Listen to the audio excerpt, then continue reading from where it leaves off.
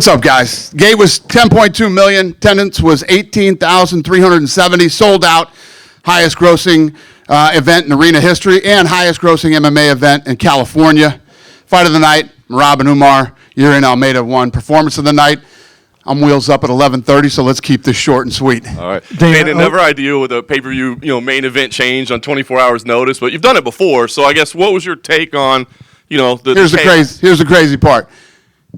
The budget's $7.5 million for the gate. We're at 9.5 when the fight falls out. Fight falls out, we replace it. We end up at 10.2. Where did it rank in terms of chaos behind it? I mean, it ended up being a windfall for you, but, how chaotic was it? How difficult was it to pull this off? Every day is chaos in this business. Every day there's something going on. Nobody pulls it off better than we do. Islam goes out there and dominates in the main event. I just want to get your thoughts on his performance and being willing to take this challenge. Incredible, both guys. For Moicano to step up and accept this fight on short notice, and obviously, for the champ. I told you, I said it publicly. He said, "Brother, I am the champion. I'm going to bed. Whoever I'm fighting tomorrow, I don't care. I'll wake up and I'll fight anybody." So, came out and did what you're supposed to do in that position, and actually like a stud. I've seen a lot of people say that because of that, Islam deserves some maybe pound-for-pound number one rankings. He's already the pound-for-pound number one ranking. But is he yours? Yeah. I'll give it to him. Fair enough. Arman, are you happy? Is everybody happy now? He's pound-for-pound. Yeah, he finally got you. Arman Tsarukyan, what do you do with him at this point? Do you automatically rebook him in the next title fight? Do you go back to the drawing board? No. Yeah, he's going back to the drawing board. I don't want anybody to ever fight hurt, ever. We've been in these positions before. Went down there with the doctor. Went down there with Heather from the PI, who is, you can ask any fighter or anybody else. She's the best in the world. And you miss opportunities sometimes, and he did. So we'll see how this plays out for him next year. You feel like he could have competed? You feel like he could have competed tonight? I have no idea. I don't know that. Only he knows that. Last thing I wanted to ask you, just get your thoughts on Merab Dvalishvili, that amazing fight with Umar, and kind of where you see Merab at this point. The pace this guy sets and the output that he has. I was actually a little surprised in the fifth round. He looked like he was fresh and ready to go. I expected him to run through him in the fifth, and he was a little more cautious and whatever, but he looked great. Yeah. Merab absolutely put on an incredible performance tonight. Dana, yeah. Do you feel like you have a problem at the bantamweight division? Because who fights this guy right now? When you look at it, nobody really matches up well with him. Nobody can manage that pace. Like, what do you do in that division to come up with a really good contender at this point? Yeah, I think we feel that way when guys come off great performances like he has. But we'll see. We'll see what's next. There's always somebody next. And in terms of Islam, and you saying you think he's number one now, like you had gone for years with Jones because of the longevity. What did Islam do in this fight and maybe his previous fight that you looked at and said that puts him number one? Yeah, Islam was willing to fight anybody. He stayed active, and he went out tonight and performed the way a guy should on a short notice fight when you are the best in the world and you're the champion. Yeah. So John might still have it if he fought Chael at 151? What's the question? I said John might still have it if he fought Chael at 151. Yeah. Don't be dicks. I just admitted I'm giving it to him. He's the pound for pound, all right? And when he comes, since he had such a quick fight, do you bring him back quicker? Is he a guy that you can use earlier because he was, I don't know. We'll see what he wants to do. And, like I said, we always sit down and start to plan this stuff out on Tuesdays. Cool. Thank you. Thanks. Dana right here. With this win tonight, Islam 15 straight wins, second longest in history behind Anderson Silva, and now the most lightweight title defenses. Do you feel like he is the best lightweight we've ever had in this? 100%. Yeah, there's no doubt about it. He's the pound for pound best in the world right now, and he's definitely the best to ever do it in that division. You announced Craig Pelesian will be going in the Hall of Fame. Yeah. Can you just expand on that a little bit? Yeah, listen, you guys all know the story very well. The Ultimate Fighter is what turned this whole thing around. Got people to learn about the sport. And 20 years yesterday, 15 world champions, multiple top 10s and stars. And,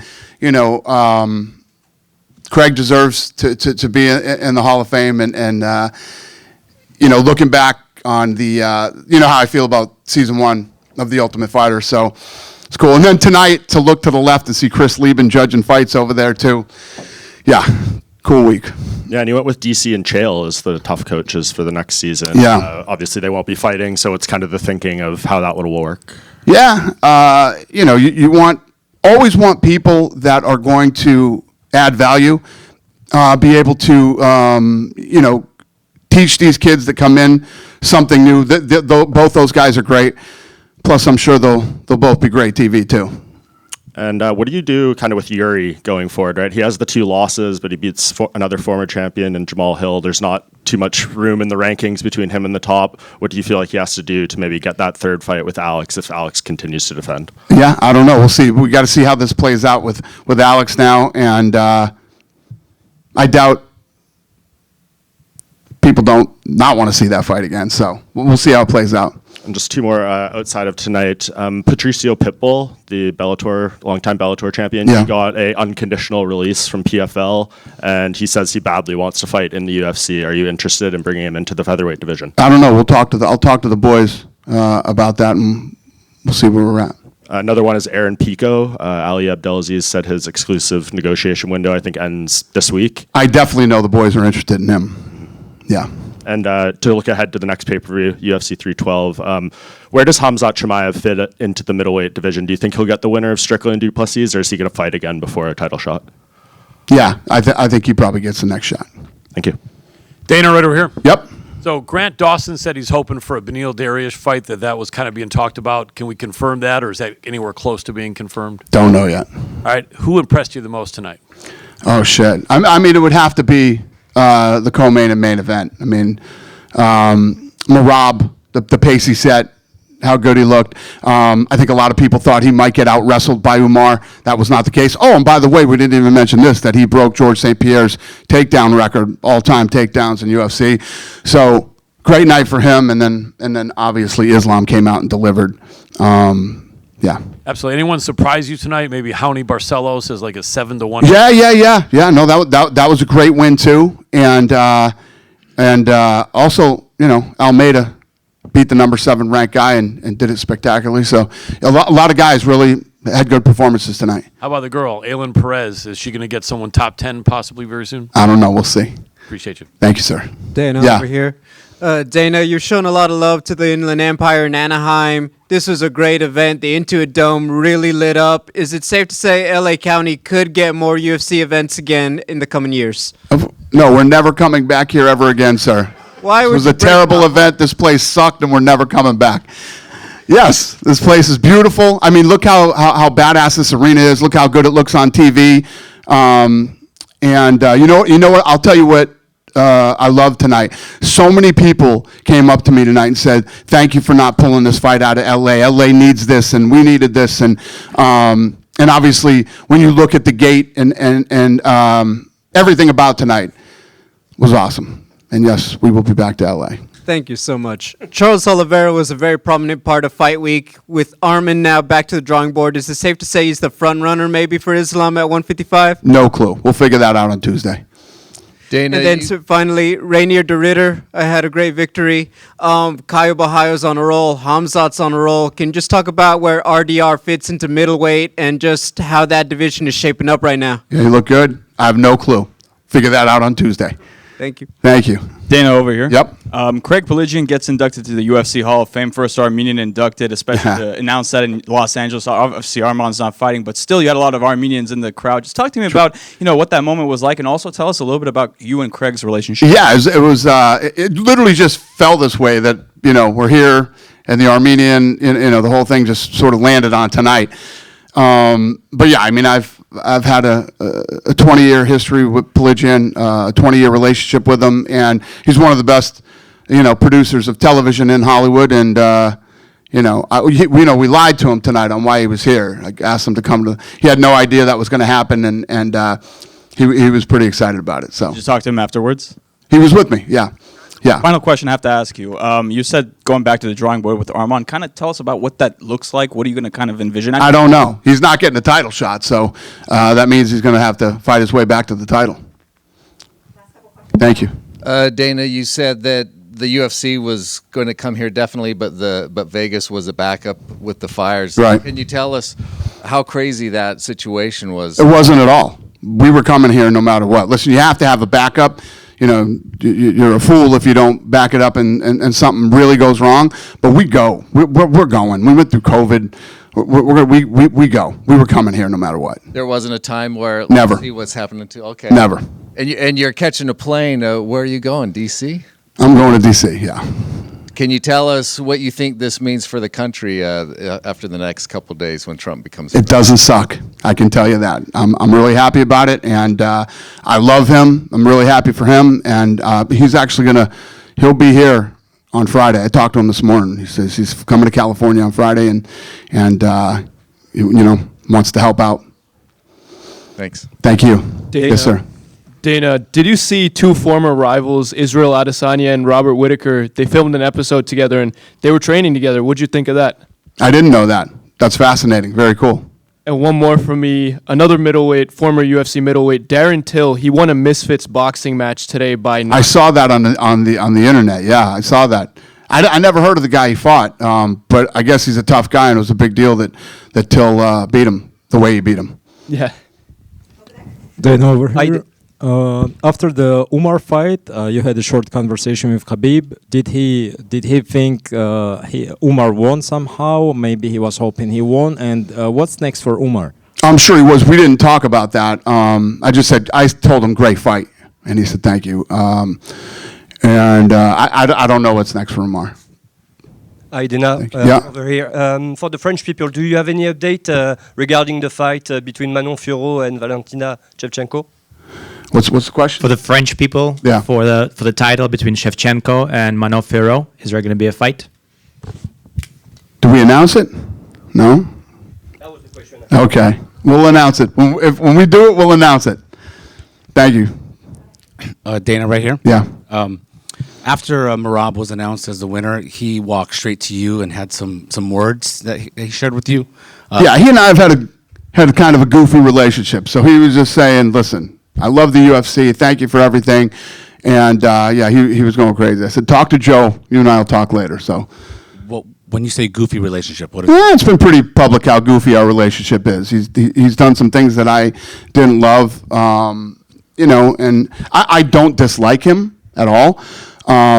It's just we've had some moments, but that's typical. I have moments with everybody, so okay? No biggie. Was part of this, he was vocal about wanting to wait 2 more months, and then Khabib had said in an interview that he thought that Merab was pressured into taking this fight. How was the negotiation getting him to take this fight when you wanted it this month? If Merab was pressured into taking this fight, it worked out for him. What was that all about? Like, was he injured or Who? Merab? I don't know. Ask Merab about that. Okay, I'll ask him about that. And then the last thing I wanted to ask real quick, toward the end of last year, you had said that you had a meeting that you were going to have to fix the UFC rankings, and we never really followed up or heard from you what that meeting was. Can you tell us what those plans are? Yeah, we're still working on it, and actually we should be announcing that next few weeks, right? Yeah, like 2-3 weeks. Little tease, does it have anything to do with AI? Yeah, and some other stuff too. I think we have a good plan in place, and when we're ready to unveil it, we will. All right, thank you. Thank you. Dana, here. Yeah. Dana, los mexicanos están un poquito acostumbrados, la afición mexicana acostumbrada a ver a algún peleador mexicano en este tipo de eventos. Un mensaje para esa gente con respecto también a lo que se viene este año para los peleadores mexicanos. You know, all the Mexican people are so used to actually having Mexican fighters at an event like this against East California. Any messages as to what's going on for Mexico this year? What's in store for Mexican fighters and Mexico? It's funny. That's a great point. So we were talking about that a couple days ago, or today, or yesterday, or whenever the hell it was. We were basically saying, can you imagine that we're in Los Angeles with two Dagestani guys, a guy from Georgia and a guy from Brazil are the co-main and main event. The place sold out, breaking records, and the arena's going fucking crazy. This was unheard of. You would have had to come here with De La Hoya or some boxers from Mexico back in the day, but it's just a testament to how much the sport has grown and how you don't have to have guys from certain areas to roll into different cities. It's actually fascinating. But What was his question Plans about for Mexico? Plans for Mexico this year. Yeah. Mexican fighters, Mexico. We're is- going to Mexico City this year, and you know, you know how invested I am in Mexico. The PI, the whole deal. Lots of good things for Mexico this year. Hey, Good. Dana. Just in the middle, Yeah. towards the back. Last year, you told us early this year you'd have an announcement to make about entering boxing. Are you close to making that announcement? No. There's stories being written out there, but no. In the New York Times with a boxing league with Turki Al-Sheikh. Yeah, I saw that article. What did you make of it? I think that the article was incredibly premature, and if there was a deal done, it would have been announced. You would have had quotes from me. No quotes from me or UFC or anything. So Once the Apex has had its expansion, could we see boxing at the Apex? I think you can see a lot of things at the Apex after the expansion. The Apex is going to be badass when it's done. It's like a $26 to $30 million expansion, so it's going to be very nice. Looking forward to seeing it. Thank you, sir. Dana, you mentioned just Los Angeles. It was a great turnout. Unfortunately, Tsarukyan's fans didn't get to see their guy fight. Would you want to? Who didn't? Tsarukyan. Yeah. A lot of Armenian fans wanted to Right. see him tonight. You really didn't get to see that from a fan base standpoint. Would you want to bring him back to like a fight night at the Honda Center just to bring him back to Southern California for him to get that opportunity? I don't know what we're going to do with him next. I don't know what's next. We'll see. I'm sitting right here right now. I have no idea. Cool. Good night, everybody. Thanks.